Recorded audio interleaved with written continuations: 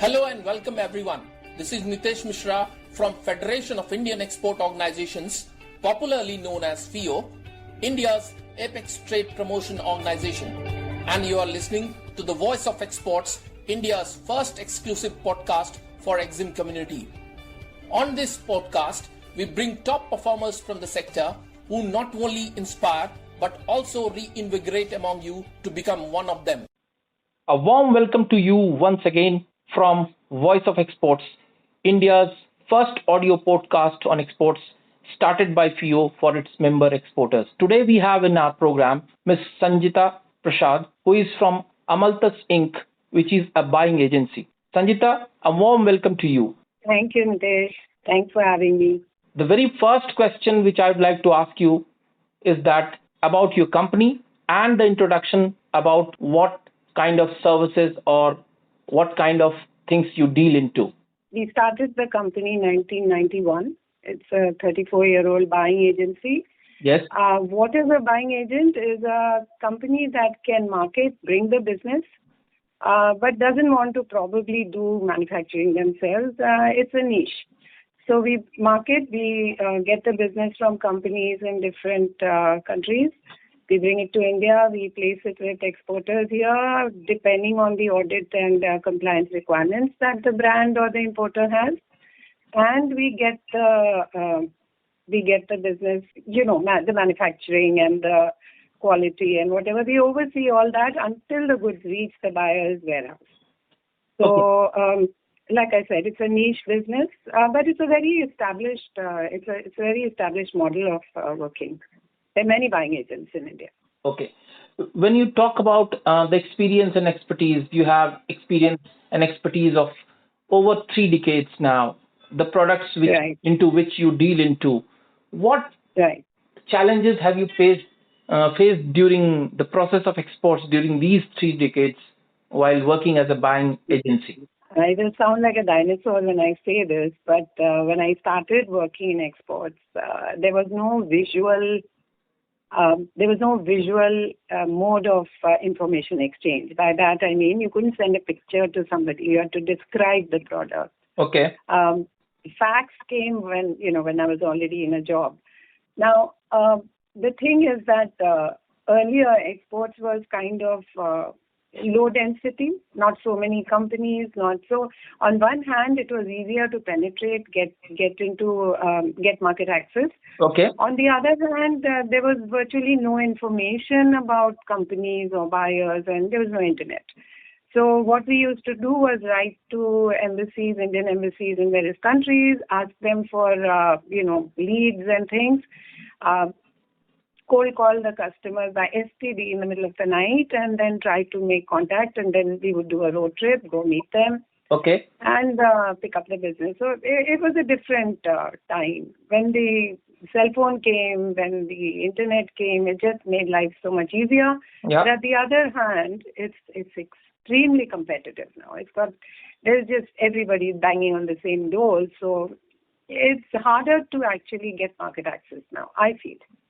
Okay. When you talk about the key learnings which you learned during the course of facing the challenges, what were the key learnings? To enumerate maybe 2, 3 of them?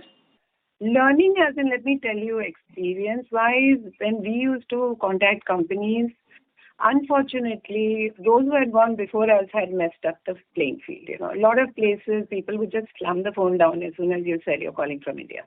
Okay. It was very, very depressing and yes, very demotivating. Definitely. Over time, once our computers and our coders and all went out there and got that respect back over time, I think after the 90s, when Indian professionals came to be known as being highly skilled. And I saw the respect change. And I think that today, when I call a company or if I talk to them, on most times, they will at least, hear you out. Okay, you're from India. It's not so bad. Also, I find that the current generation, even the one before, they are more professional. They have been educated in this field. They have, let's say your father started a business, the son did go and do his MBA. Okay. And he knows now how to be professional. He knows the ramifications of not delivering, or nobody is that flaky anymore. They are more conscientious. They are more careful. This is something that I find very encouraging. Yeah.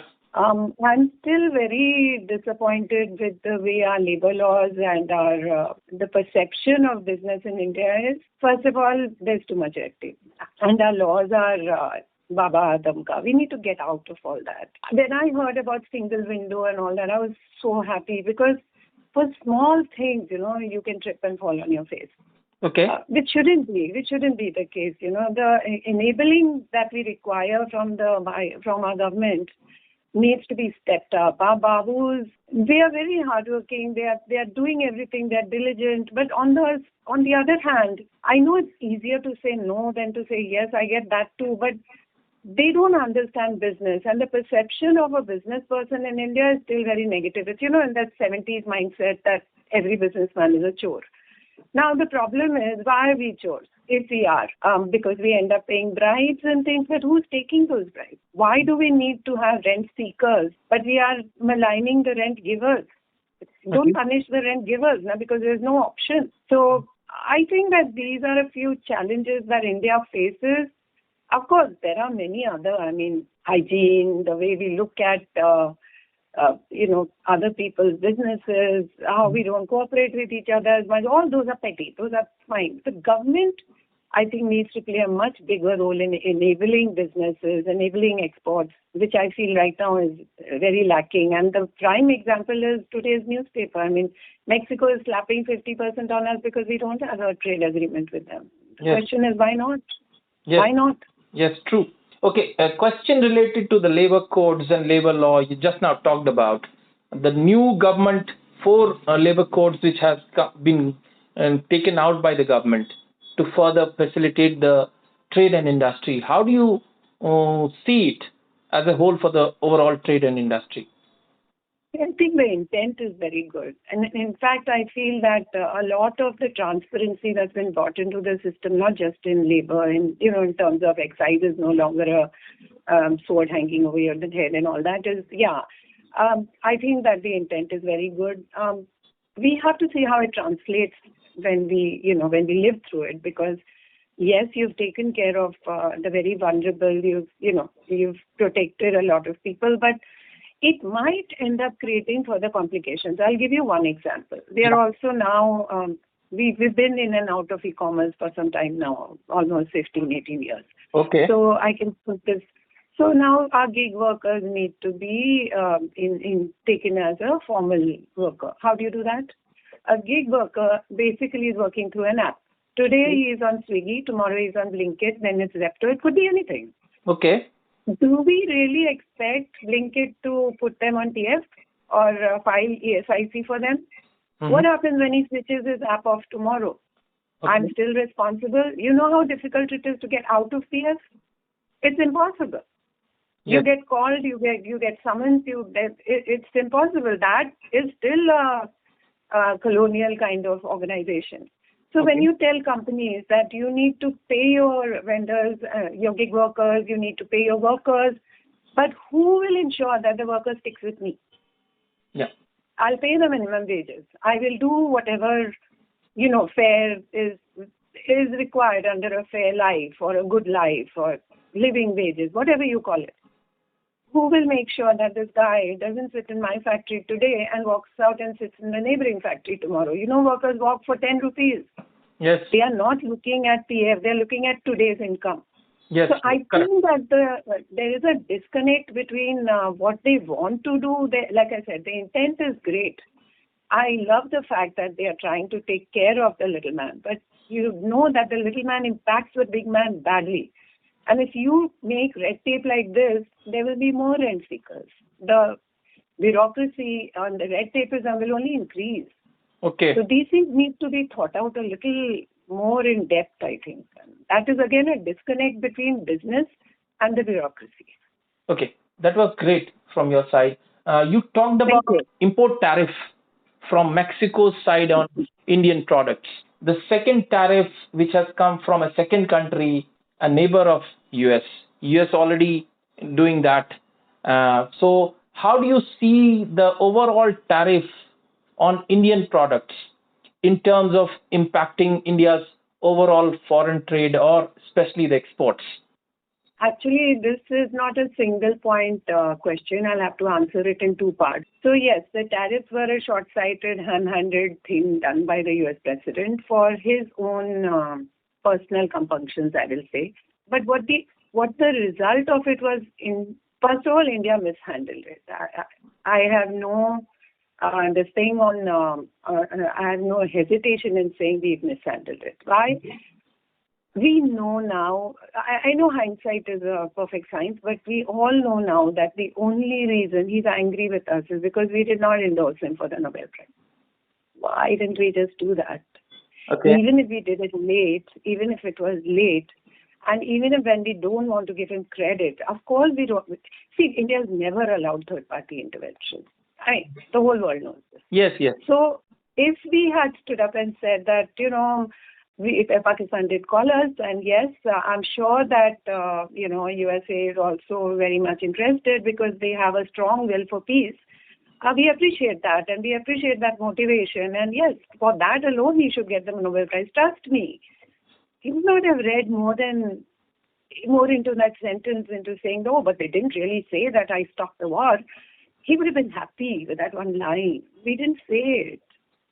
We allowed ourselves to be boxed out. We came first to the table. We were the early movers. As soon as tariff hits, I know that our trade delegation was already there. Yes. I was in Tirupur with a US customer at that time. Okay. And he said, what's going to happen? And I said, no, don't worry. India is very good at this. We will handle it. Oh my God, we blew it. We just blew it. Now we are both in our corners. I mean, not from yesterday. Yesterday it looks like there is some loosening of tension, but we allowed this to escalate into such proportions. There was absolutely no need. People went and gave him a gold brick and got away with 15%. Okay. Wow, we have tons of gold. Yes. Why are we not using it? If the child is crying for a candy, we should have just given the candy. Now, how we name it, how we wrap it, that was up to. But इतना लकीर का फकीर हम बन गए कि हमने वो candy उसको देखने भी नहीं दिया. We are not letting him see it. Yes, Sanjita. The other issues related to global supply chain disruptions, which has been happening in the recent time. How do you see all these happening for the foreign trade sector? See, actually what's happened is because he did this blanket thing that even the penguins were slapped with tariffs, all the countries are hurting. First of all, the Ukraine war. Yes. That happened. NATO, I will support you, I won't support you, all that nonsense was happening. If we look at today's scenario, there is no country in this planet that's not in debt.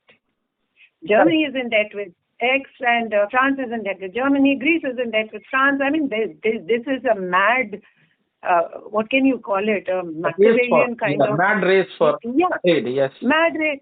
They are all trying to grow by printing money, then they need to control the inflation, so they're taking money from each other. Everybody is in debt. Then they have this 3 years war, which is not ending.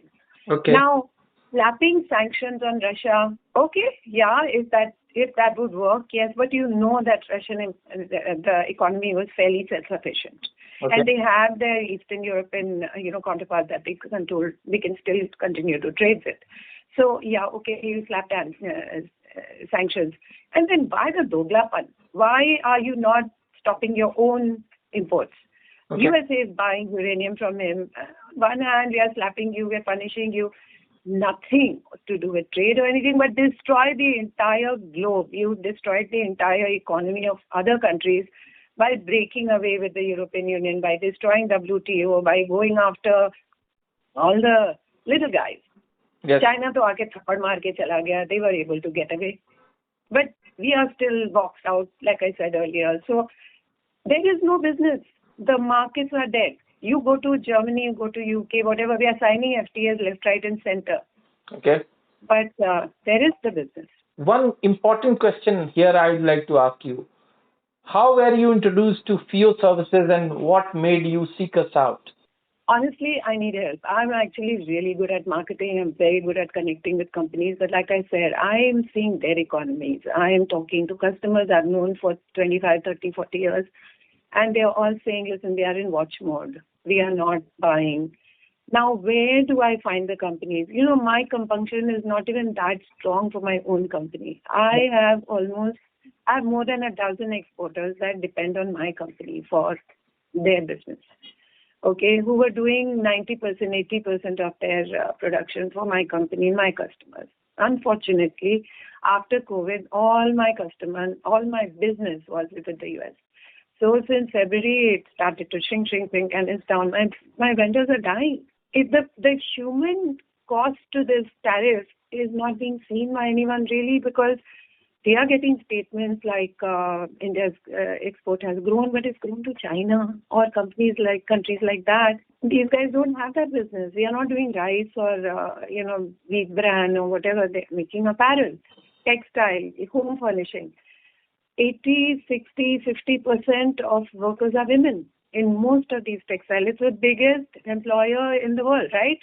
Apparel industry. Yeah. So that many jobs have been lost. That many people are waiting for the tariffs to be lifted. And the most disappointing part is that government, I'm not saying FIO. I came to FIO because I need the help, but I think that we are going about it the wrong way. We don't need ambassadors to come and tell us about their countries. Internet is there. Google Bhaiya is there. We will see it. It's there. We've done our research. Which is the company, which are the organizations that have an intent to buy? We don't know. That is when our embassies and their trade cells need to come into play.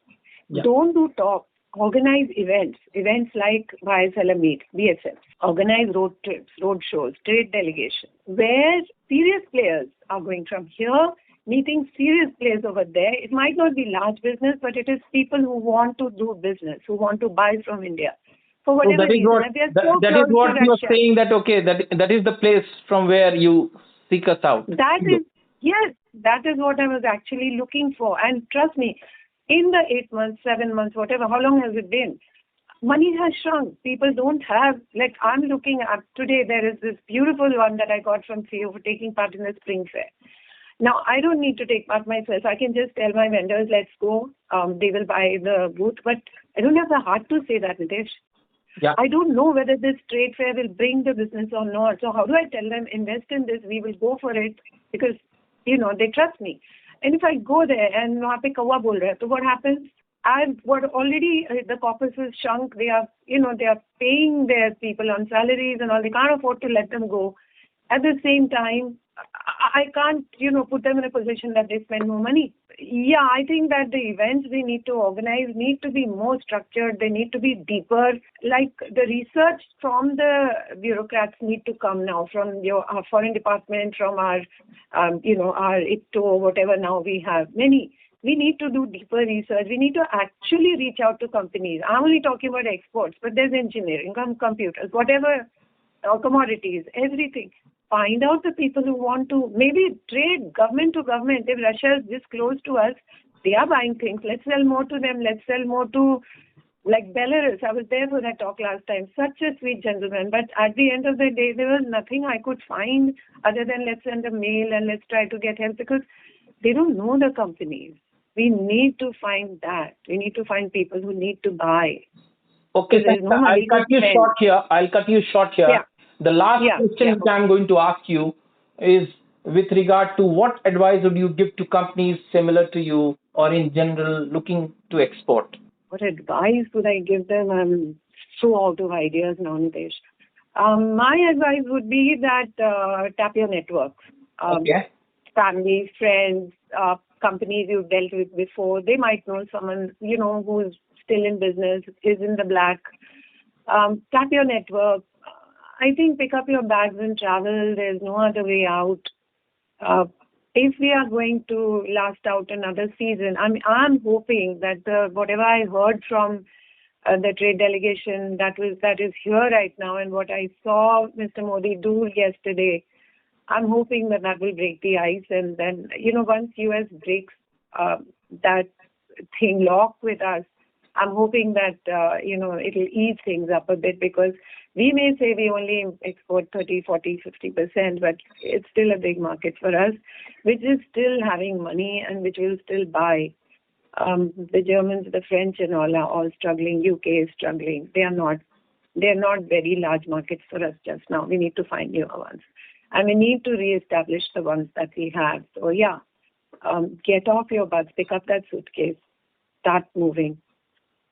Thank you, Sanjita, for being so candid and being so open in your approach while answering the questions which I asked you. And thank you for joining us on podcast. No worries. I hope I didn't embarrass you. Thank you so much. Thank you. Bye.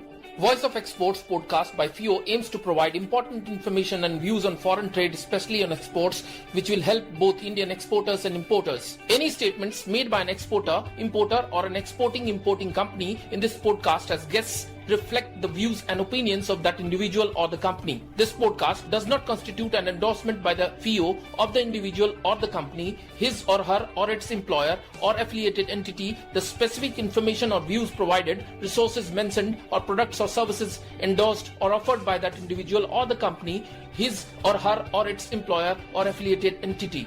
FIO assumes no responsibility for the accuracy, completeness, or timelines of the information provided by the guest or the company in this podcast, or for the decisions made and reliance on any information provided by the guest or the company in this podcast. We thank you for listening to this episode of Voice of Exports podcast service brought to you by the FIO. For more information on how you can start exporting, please visit our website www.fio.org.